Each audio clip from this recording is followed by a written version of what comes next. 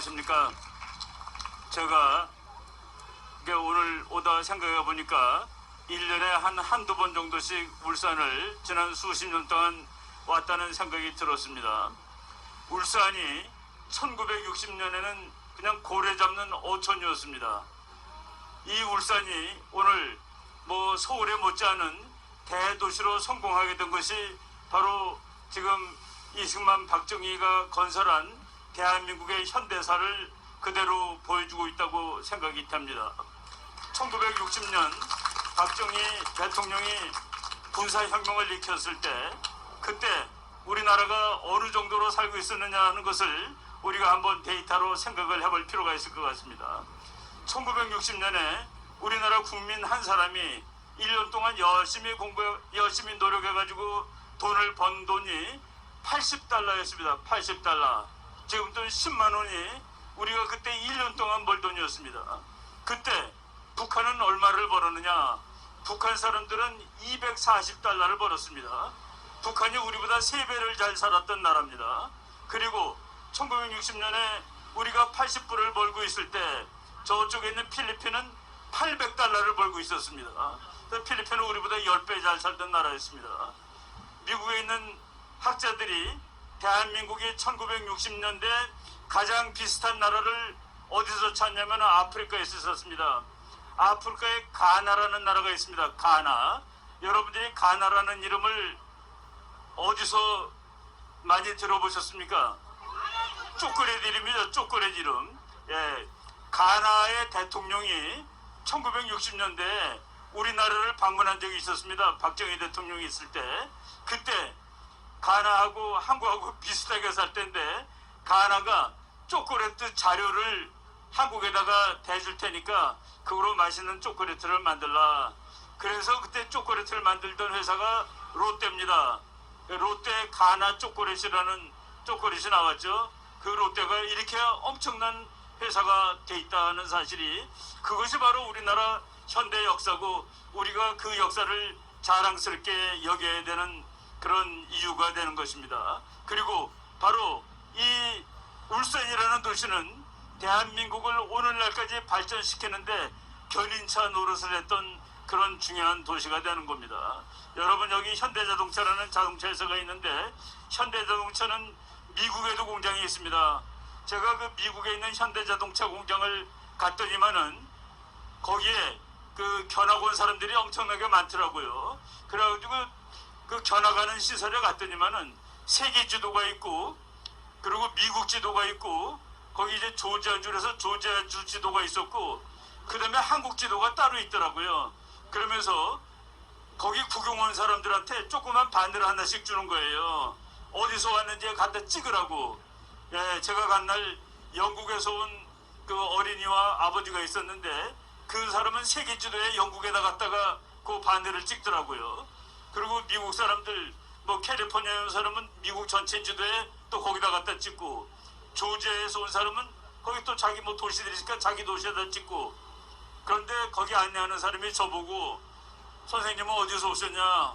그래서 나는 한국에서 왔다 그랬더니만은 그 사람이 뭐라고 그런지 아십니까? 자기네의 보스 컨트리랍니다. 보스. 자기네의 왕초 국가에서 왔다. 그러면서 나한테는 바늘을 주면서 거기 한국 지도 있는데 한국에 그래서 제가 가서 서울에다가 찍으면서 정말 그 감개무량을 했습니다.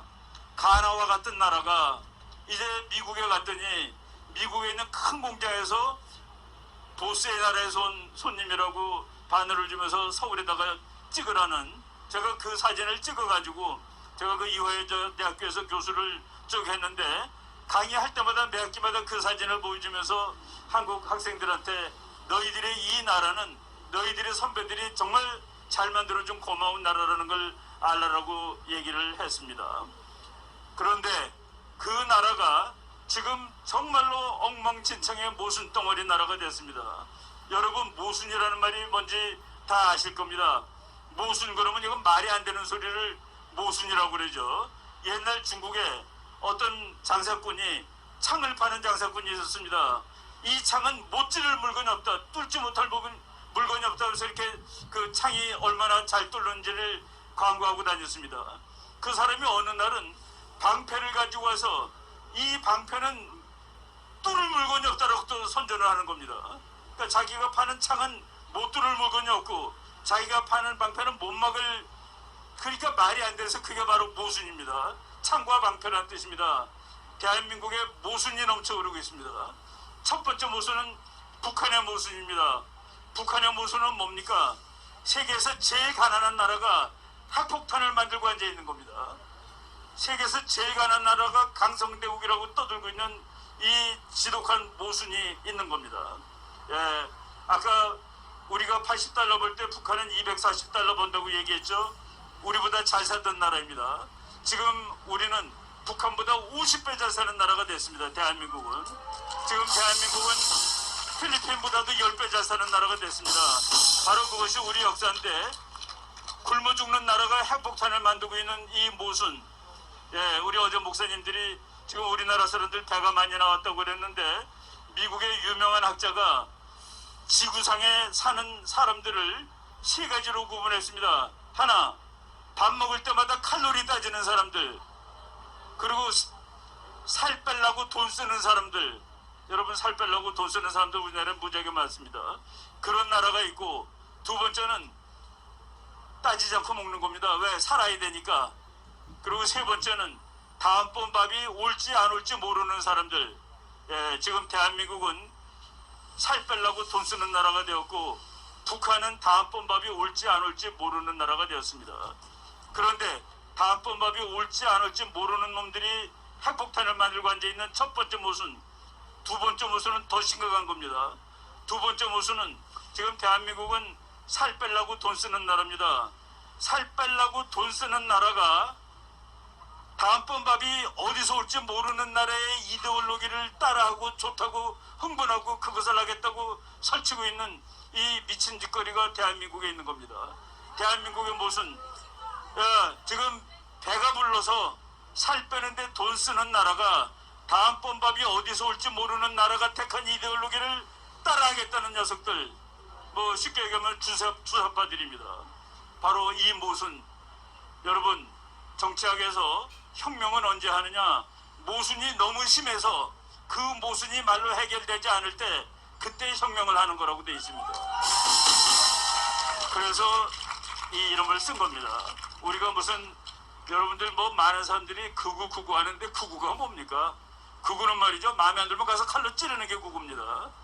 예, 우리는 다 말로 합니다. 헌법적 절차를 존중합니다. 민주주의를 존중합니다. 인권을 존중합니다. 생명을 존중합니다. 예, 대한민국 정말 괜찮은 나라였습니다. 이승만 박정희 대통령이 만든 이 나라, 앞으로 우리가 더 발전시키고 통일되면은 우리 강대국 됩니다. 대한민국 강대국 되는데 멀지 않습니다.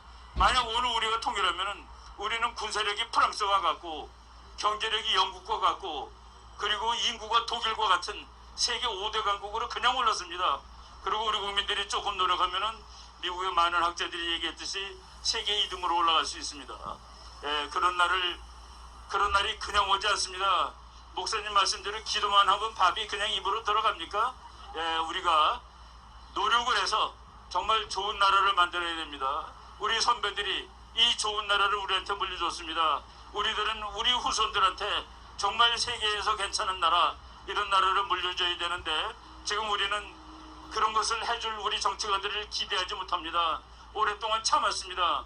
그런데 그들은 우리를 배반하고 말았습니다. 바로 이러한 상황에서 우리라도 나서서 이 나라를 구하고 우리 후손들한테 좋은 나라를 물려주자. 그래서 우리 목사님이 이렇게 길로 나오셨다고 생각을 합니다. 여러분, 뭐 여기 참 열정 많으신 분입니다. 울산 분들 정말 제가 좋아합니다.